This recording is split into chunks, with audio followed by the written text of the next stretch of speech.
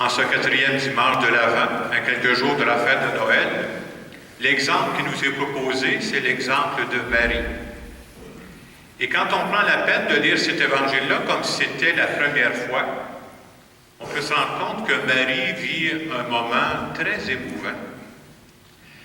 L'Évangile dit même que Marie, quand elle apprend qu'elle va être la mère du Messie, on dit qu'elle fut toute bouleversée.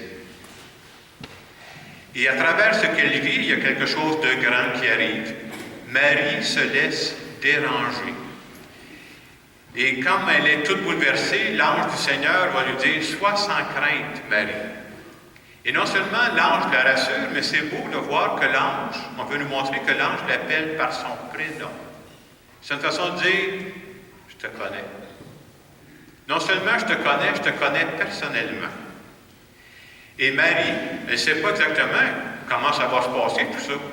Ce qui est beau de voir, c'est que Marie, sûrement qu'elle a eu peur. Qu'est-ce qui se passe là? Devant l'inconnu, on a peur. Et ce qui est beau, c'est que Marie va accepter de dépasser ses peurs pour se dire, rien n'est impossible à Dieu.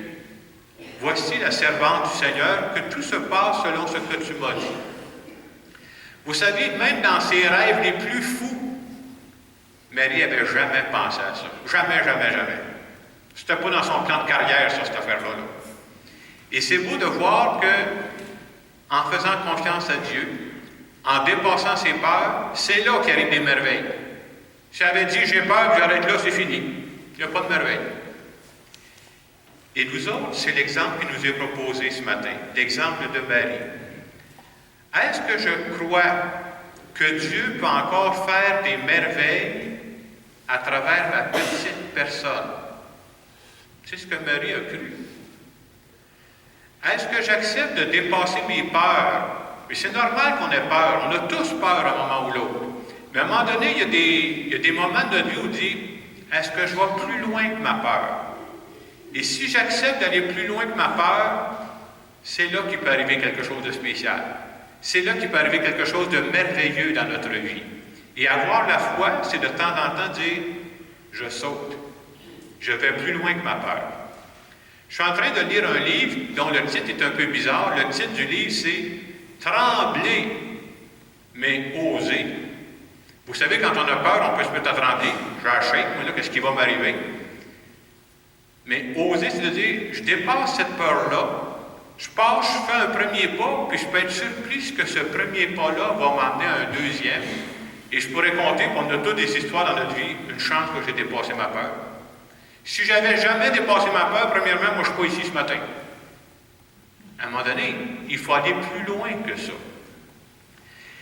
J'ai pensé vous partager le témoignage de quelqu'un qui un jour a tremblé. Un jour, il a eu peur, mais il a dépassé sa peur, puis ça permet à Dieu de faire quelque chose de merveilleux à travers sa vie. Alors, c'est le témoignage, j'avais ça depuis quelques années, ça fait un bout de temps que j'ai ça, j'ai relu ça cette semaine. C'est le témoignage d'un monsieur qui s'appelle M. Michel Lafleur. Il demeure à Montréal. Dans son témoignage, il comptait que quand il était dans la vingtaine, il finissait ses études. Puis il dit, tout allait bien, je t'ai pas envoyé mon papier, mon diplôme. Puis il dit, quand j'ai fini mes études, presque tout de suite, quand j'ai fini mes études, je me suis trouvé un job. Hey, ça allait bien, mon affaire. Puis je me suis fait une blonde. Le bonheur total.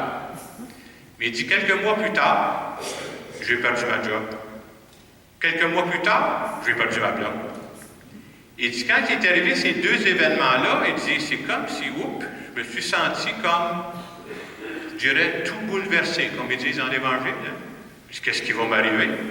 Moi, je pensais que j'avais une bonne job, j'avais une formation, je pensais que j'avais une bonne blonde. Tout vient de tomber à l'eau. Il dit, j'ai commencé à avoir peur. Il dit, qu'est-ce que je vais faire de ma vie?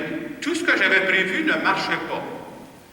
Et finalement, il dit, dans cette période-là où j'étais plus vulnérable, j'ai découvert que Dieu était plus important que je pensais dans ma vie. Puis, je savais que je devais faire quelque chose de ma vie, mais au début, c'était pas clair. Va faire quoi, là? Tu ne sais pas, c'est pas écrit d'avance. Il dit la phrase qui me revenait toujours à l'intérieur de moi, je voudrais aller où personne d'autre veut aller. Je voudrais faire ce que personne d'autre veut faire. Je voudrais m'occuper des gens que personne d'autre veut s'occuper. On dit au début, tu fais quoi avec ça, là? Il dit, c'est ça qui me revenait. Puis à un moment donné, il suivait un peu les activités, puis il a entendu parler de Mère Teresa. Ah! Il dit, ça est spécial, celle-là. Alors, il est parti, entre autres, à Rome, parce qu'à Rome, il y a des sœurs de Mère Teresa qui s'occupent des itinérants. Il est allé travailler dans les places pauvres de Rome. Il a rencontré Mère Teresa. C'est un moment important pour lui. Puis il est revenu à Montréal. À un moment donné, il a entendu dire que Mère Teresa travaillait plutôt souvent en Inde, à Calcutta, dans ce coin-là. Il est allé. Il faut être décidé, hein? Ah, je vais aller où les autres ne veulent pas aller. Et quand il est arrivé en Inde, ce qui est assez surprenant, il dit, Mère Teresa, elle m'a vu, elle m'a reconnu. Pourtant, elle l'avait rencontré seulement à Rome. Je t'ai vu, toi, tu viens de Montréal? Il dit, oui. Et c'est spécial ce qu'elle a dit. Je ne pensais pas qu'elle avait autant de front que ça, Mère Teresa. Elle dit, tu sais, Michel, ce que tu fais, c'est très bien. Mais peut-être que Dieu t'appelle à travailler dans ton pays à toi. Peut-être même que Dieu pourrait t'appeler à être prêtre un jour. Puis j'ai trouvé ça beau, la phrase qu'elle disait. Elle dit, tu sais, dans ton pays à toi, souvent on n'a pas besoin sur le coin des rues d'offrir des bols de riz aux gens, parce que pour la plupart, ils se débrouillent. Mais elle dit, dans ton pays à toi, si on offrait aux gens un bol de Dieu, la grande majorité des gens le refuseraient, parce qu'ils ne seraient pas intéressés. Elle dit, moi je pense que Dieu peut se servir de toi dans ton pays. Et si tu acceptes de faire cette démarche-là, il va falloir que tu retournes aux études, il va falloir que tu fasses des efforts, tu vas rencontrer des difficultés, puis je t'annonce tout de suite que si tu t'en vas là-dedans, tu ne connaîtras pas de grand succès. Ça ne veut pas dire que Dieu ne veut pas que tu sois là. Hein. Il est revenu au pays, il s'est laissé interroger, puis finalement, il a fait sa demande pour le Grand Séminaire de Montréal. Puis aujourd'hui, Michel Lafleur, il est curé à Montréal. Si je vous compte ça, c'est pour dire comment Dieu peut agir d'une façon mystérieuse dans la vie des gens. Et je trouvais ça bon parce qu'à la fin de son témoignage, vous savez ce qu'il disait, Michel Lafleur? Il dit, ça m'a pris du temps, c'est comme j'ai tourné en rond, mais j'ai fait exactement ce que j'avais senti au point de départ. Il dit, moi, qu'est-ce que je voulais au point de départ? Je voulais aller où personne ne veut aller. Je voulais faire ce que personne ne veut faire. Je voulais m'occuper des gens que personne ne veut s'occuper. Il dit, curé, c'est exactement ça. Alors c'est ça, il dit, je n'avais pas pensé à ça au point de départ. Et c'est pour montrer comment Dieu peut agir d'une façon mystérieuse. Et ce matin, à la suite de Marie, on peut se demander, est-ce que je crois, moi, que Dieu pourra encore agir mystérieusement dans ma propre vie? Et le danger, c'est que nous autres, on met des freins d'avance. Si je suis dans la vingtaine, je vais dire, ben non, je suis bien trop jeune, je ne peux pas faire ça. Si je suis rendu à l'autre heure, je vais dire, ben non, je suis bien trop vieux, je ne peux plus me déranger, là. Et pourtant, quand on regarde la Bible, Dieu interpelle les gens de tout âge.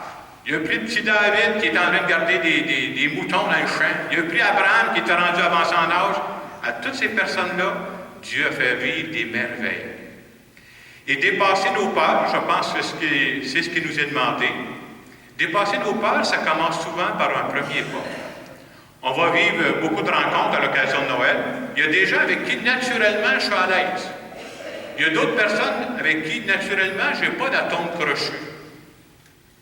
Dépasser ma peur, ça peut être de dire aller plus loin que ça, puis aller rencontrer ces personnes-là. Et je pourrais être surpris de ce qu'on pourrait vivre ensemble.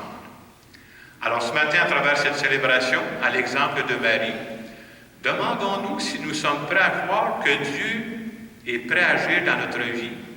Demandons-nous si on a assez confiance à Dieu pour de temps en temps même dépasser nos peurs. Et ce serait quoi la peur que je vis présentement? Les peurs qui me bloquent, probablement que Dieu a quelque chose à me dire à travers ces peurs-là.